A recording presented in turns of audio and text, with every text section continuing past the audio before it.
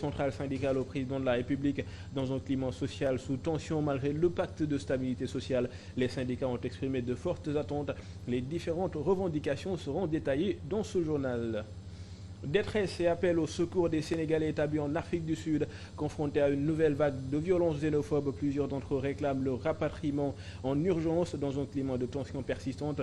Les étrangers sont une nouvelle fois pointés du doigt, accusés d'être à l'origine du chômage et des difficultés économiques du pays. Dans l'actualité sportive également, la Ligue 1 sénégalaise avec une 25e journée aux allures de tournant décisif. En tête, l'AGEL de Rufisque doit impérativement se relancer face au Stade de Mbour. Juste derrière, Teungueth FC et l'US Gorée restent en embuscade tandis que le duel entre Génération Foot et Jaraaf de Dakar promet des étincelles. Mesdames, Messieurs, voilà pour les titres. Le développement, naturellement, c'est dans une poignée de secondes.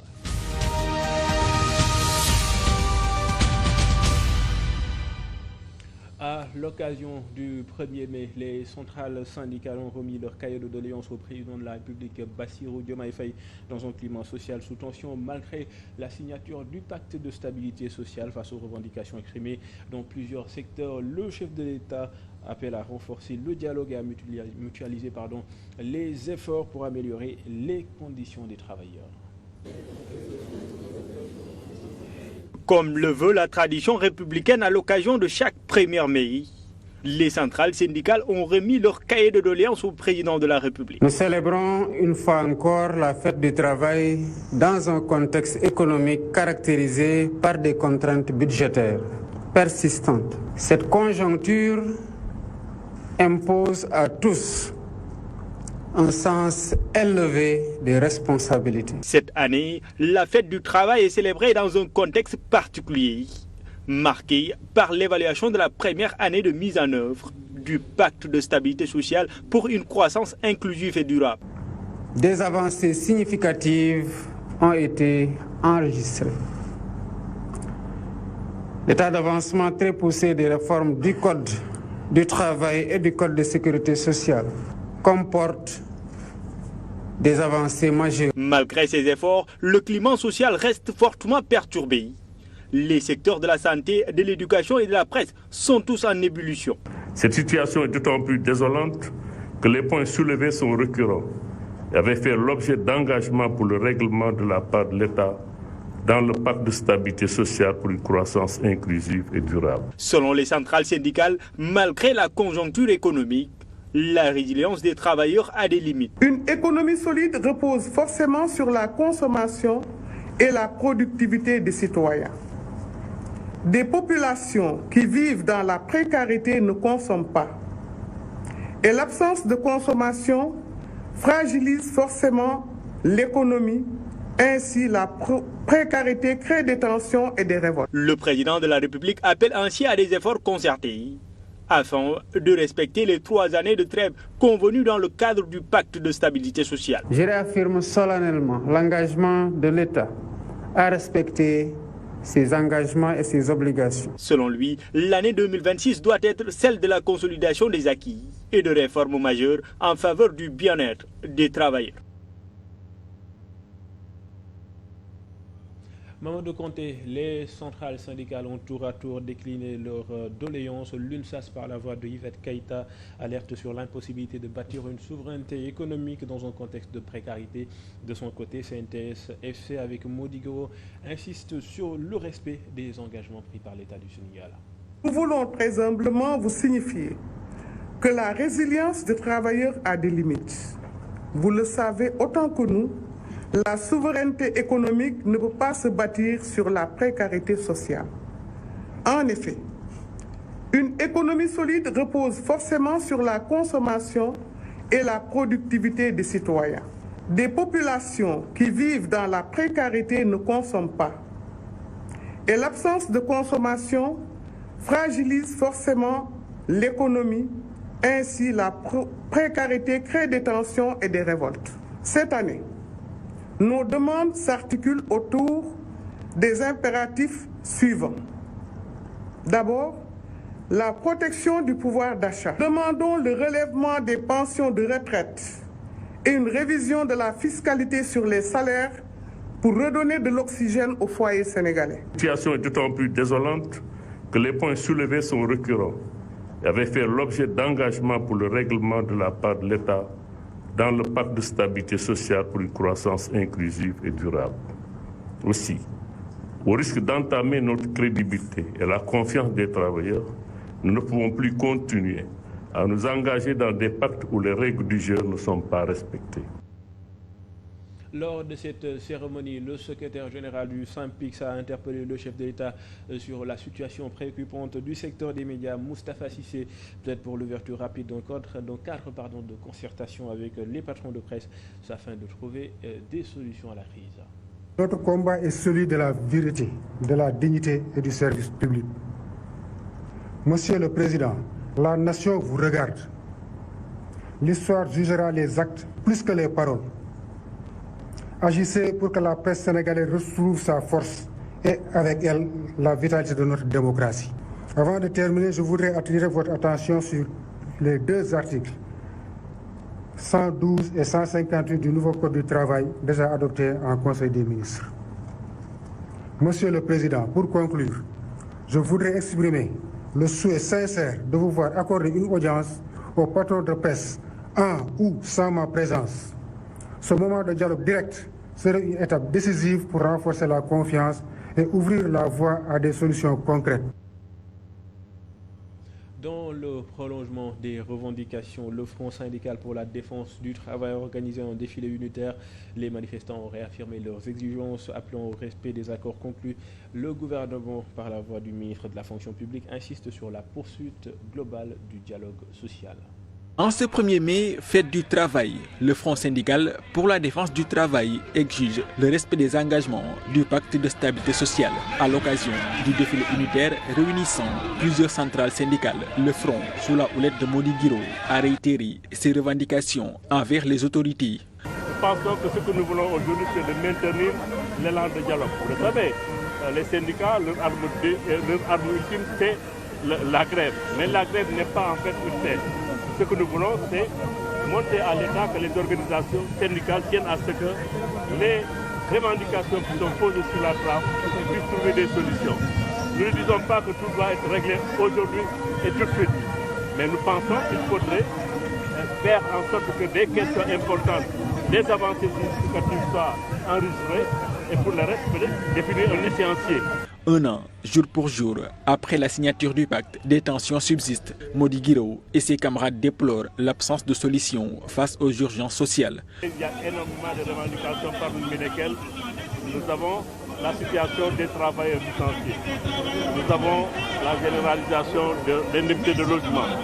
Nous avons la situation des travailleurs de la santé, de l'éducation qui ont trouvé, les travailleurs d'éducation ont trouvé des accords partiels. Donc il reste pour les décisionnaires 2 points essentiels qui sont en train d'être exécutés. Donc la discussion n'est pas fermée. Nous avons également d'autres questions liées au droit du travail, aux violations des revendications, à la situation des travailleurs de l'économie informelle. Nous avons également des questions liées à la protection sociale, à l'élargissement de la protection sociale et à l'accompagnement de l'État. Nous avons des questions également liées à la réforme du Code du travail, à la réforme du Code de sécurité sociale. Autant de questions donc qui seront abordées avec les autorités de la République. Illégalement, il y a d'autres questions qui viendront. Ayant pris part au défilé, le ministre de la fonction publique est revenu sur les avancées réussies grâce au pacte. Olivier Boucal appelle toutefois à poursuivre la dynamique du dialogue. Nous sommes toujours dans la bonne dynamique et aujourd'hui toutes les instances de pilotage de ce pacte sont en marche et nous osons espérer que nous arriverons au bout de nos problèmes.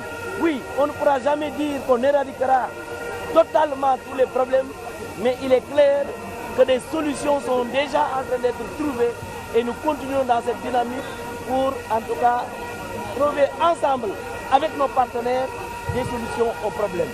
Le défilé unitaire vise à montrer la cohésion des travailleurs face à la situation actuelle. Les centrales syndicales sont attendues au palais présidentiel pour la remise des cahiers de doléances au chef de l'État.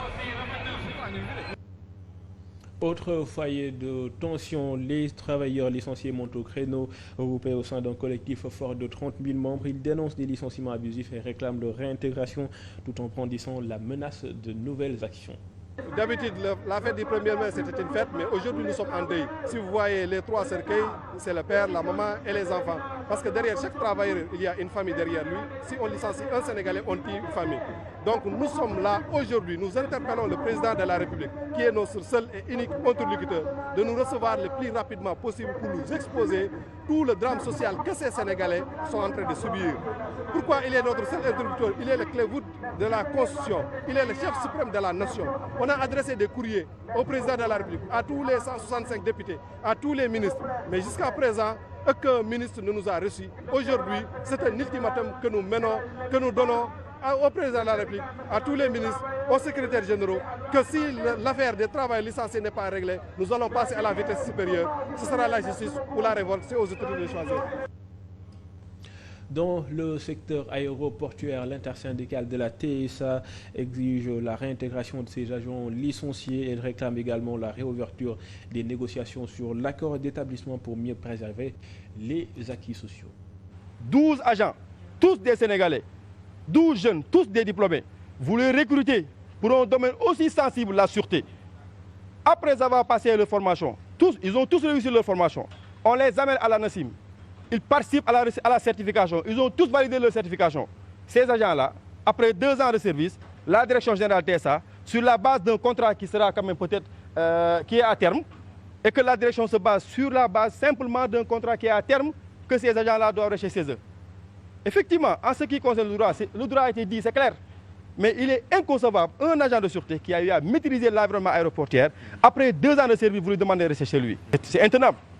L'intersyndicat reste ferme. Nous avons quand même montré une attitude professionnelle, une attitude quand même responsable, qu'aujourd'hui toutes les autorités saluent. On attendait ce jour.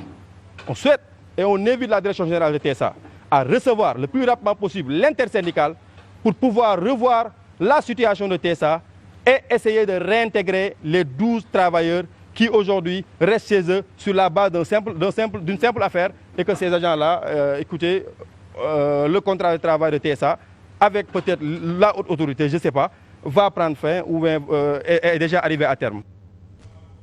Les artisans ont aussi porté leurs revendications dans la rue. Ils plaident pour une meilleure structuration et professionnalisation de leur secteur tout en dénonçant les déguerpissements qu'ils considèrent comme injustes. Ñun secteur de l'artisanat suñu ay revendications depuis ay at mooy ñu fexe naka la ñuy def ba mën a am caisse sécurité sociale am IPRES.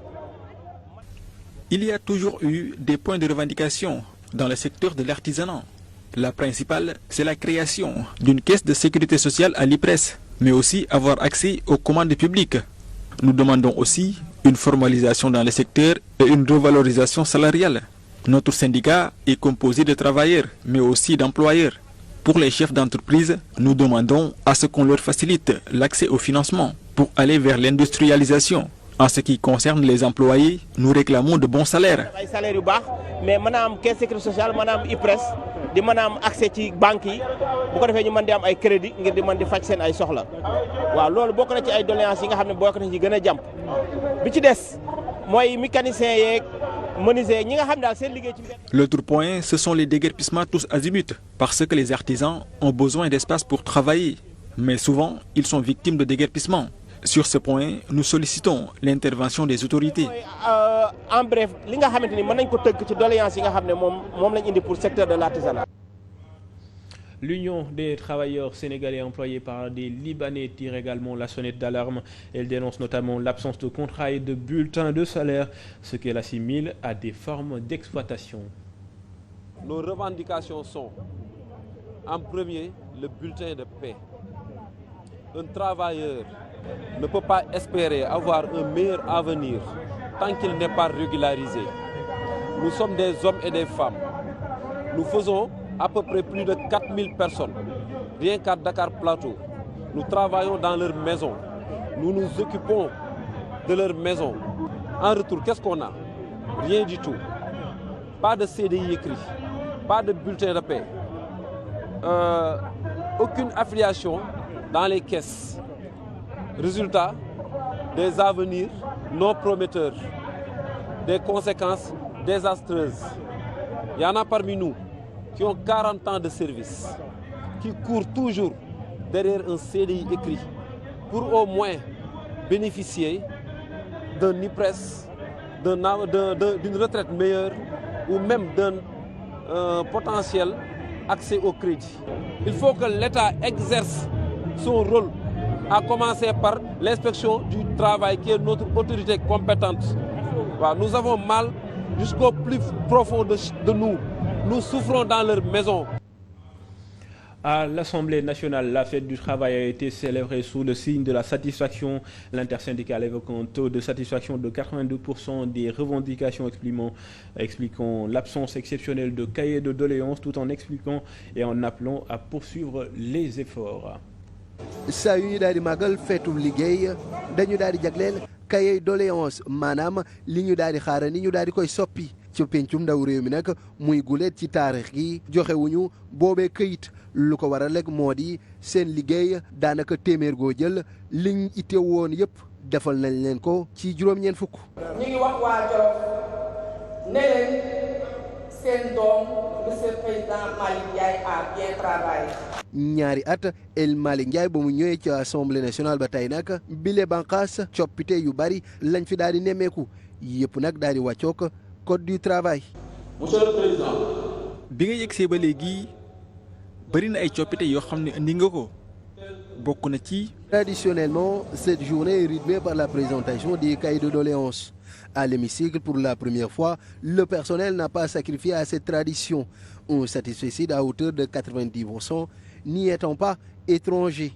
Cette collaboration sincère nous a permis d'anticiper les conflits et de relever ensemble les défis au sein de cette auguste assemblée. Depuis 2 ans qu'El Malick Ndiaye est aux commandes, l'institution parlementaire a connu de profonds changements en droit de ligne avec le code du travail. Monsieur le Président, depuis votre arrivée, vous avez engagé des réformes telles que l'établissement d'un nouveau règlement administratif, la mise en place d'un nouveau statut du personnel, la mise en place d'un règlement financier. Il n'empêche, les syndicalistes espèrent qu'avec l'amélioration du statut du personnel, la vie des parlementaires sera notablement impactée pour une meilleure qualité de service au profit des populations. La consolidation de la promotion interne, l'habitat social, l'ajustement du tableau du régime indemnitaire annexant le statut du personnel, l'aide scolaire à l'occasion de l'ouverture des classes et des bourses pour nos enfants, la prise en charge totale des retraités. Représentant le président de l'Assemblée nationale, Ismaïla Diallo a pris acte et promis que le pouvoir législatif ne restera pas insensible aux doléances exprimées. À cet égard, il me plaît de souligner que le monsieur le président a fait de la ponctualité, du respect de l'heure, ainsi que du travail bien fait et de qualité, un véritable sacerdoce. Fêté dans une ambiance bon enfant, l'apparition de El Malick Ndiaye en fin de cérémonie a rehaussé l'éclat de la journée. À Thiès, le secteur ferroviaire affiche des signes d'apaisement. Des avancées sociales significatives ont été enregistrées, contribuant à améliorer le climat entre les travailleurs et les autorités.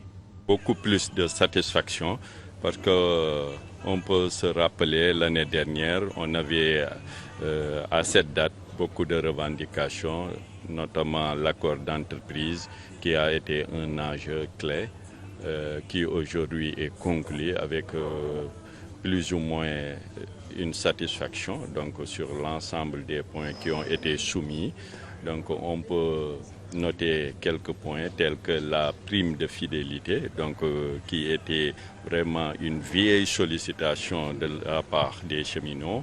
Donc on dit qu'aujourd'hui les difficultés de la vie font que l'indemnité de départ à la retraite ne suffit plus. Donc on a parvenu à démarrer avec quand même une obtention d'une prime de fidélité pour tout agent qui partira à partir du mois de mars. Donc on a commencé l'application. Il y avait vraiment question de les motiver avec cette prime de performance. C'est acquis aussi dans l'accord d'établissement. Il y a aussi des primes de savon pour les travailleurs qui sont dotés de tenues de travail. Donc tout cela a été obtenu dans cet accord d'établissement. Il y a aussi la recatégorisation de certains travailleurs qui ont fait beaucoup. À présent, direction Sédhiou, où les syndicats ont remis leur doléance aux autorités administratives, mettant en avant les difficultés du secteur informel, de l'éducation et des collectivités territoriales. Nous vous soumettons ce cahier de doléances pour suite à donner concernant les secteurs ci-dessous. Secteur informel et femmes transformatrices. Il y a l'acquisition d'unités de transformation des produits locaux, la formation et l'insertion des femmes, l'obtention d'IFRA pour rassurer le client sur la sécurité sanitaire du produit, la construction de chambres froides pour la conservation des produits locaux, l'implantation de kiosques pour la vente des produits transformés, l'accroissement des financements destinés aux femmes et réduction des taux d'intérêt, l'encadrement des acteurs du secteur informel pour une adhésion massive dans les mutuelles de santé, l'accompagnement et le financement des acteurs de la sérigraphie et de la peinture en leur confiant la commande locale. Pour le secteur des collectivités territoriales, couverture médicale des travaux des collectivités territoriales de la région de Sédhiou, l'édition de bulletins de salaire, l'avancement des travailleurs des collectivités territoriales. Nous ne cessons de le répéter. Mise en place d'un cadre permanent de dialogue et de concertation avec les partenaires sociaux pour anticiper sur les tensions en milieu scolaire. L'achèvement des chantiers scolaires. À Kaolack, les conducteurs de moto Jakarta réclament davantage de reconnaissance et d'accompagnement et ils dénoncent notamment les lenteurs dans la délivrance des plaques d'immatriculation.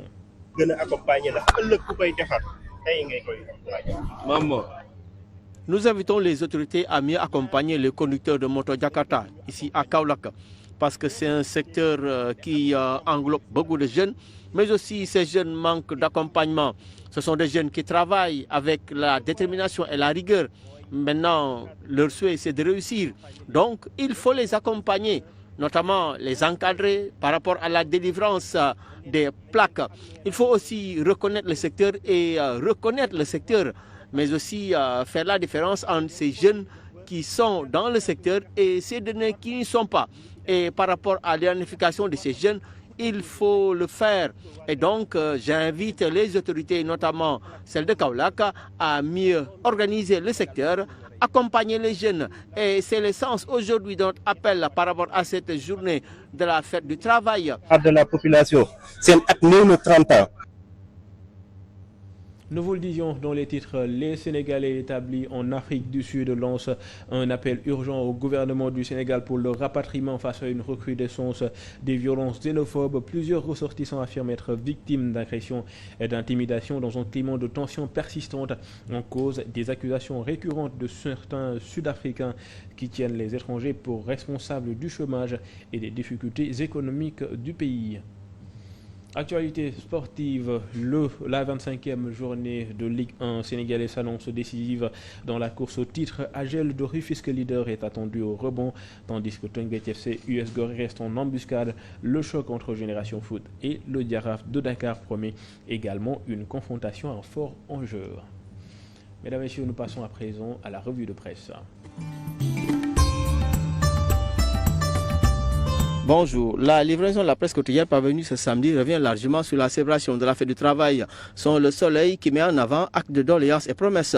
Le journal rapporte que le président de la République, Bassirou Diomaye Faye, a réitéré la détermination de l'État à respecter ses engagements après avoir reçu les préoccupations des travailleurs. Diomaye salue leur engagement dans la démarche vers la souveraineté économique et invite les différentes parties impliquées dans la stabilisation du climat social à faire preuve de responsabilité. Sont le soleil. De son côté, Walf Quotidien titre Diomaye sans faille en rendant compte de cette cérémonie traditionnelle. Le journal souligne que dans un contexte économique caractérisé par des contraintes budgétaires persistantes et s'intéresse également aux réformes annoncées par le chef de l'État d'ici 2026 pour améliorer les conditions de travail. Le quotidien pour sa partie travailleurs pas à la fête. Le quotidien relaie déclaration du secrétaire général Mody Guiro qui affirme nous ne pouvons plus nous engager dans des pactes dont les règles ne sont pas respectées. Le secrétaire général du SYNPICS Moussa Fassi a également cité soulignant que nous ne commandons pas de privilèges. La publication revient aussi sur la réforme réforme annoncée des codes du travail et de la sécurité sociale. L'AS met en exergue les préoccupations liées à l'emploi en rapportant des propos de Mody Guiro selon lesquels les 3 milliards de dettes du BTP ont entraîné perte de 200 000 emplois. Dans le journal, Yvette Keita de l'UNSAS estime que la souveraineté économique ne peut se bâtir sur la précarité sociale. Source A note que les syndicalistes râlent. Diomaye promet un traitement rigoureux en respectant les cahiers de doléances des centrales syndicales. Dans les Échos, c'est Diomaye qui prend le contre-pied de Pastef sur la modification du code électoral sans concertation. Sur les Échos, je n'ai pas le temps d'une convalescence émotionnelle, a déclaré Diomaye. Selon Vox Populi, Maître Bamba Cissé s'engage à ne pas faire moins que ses prédécesseurs lors de la rencontre entre lui et les partis politiques. L'Observateur s'intéresse à la question des migrants en Afrique du Sud, des Sénégalais pris au piège par la chasse aux étrangers. Talla Ndiaye, commerçant, raconte son calvaire. Les Zoulous s'en prennent aux étrangers avec des piquets, des machettes entre autres. C'est l'horreur, a-t-il déclaré dans le compte du journal L'Observateur. Sorti travailler, selon ces Sénégalais, devient un risque et personne n'est à l'abri. Les Sud-Africains accusent certains étrangers de monopoliser les opportunités économiques. Bonne lecture.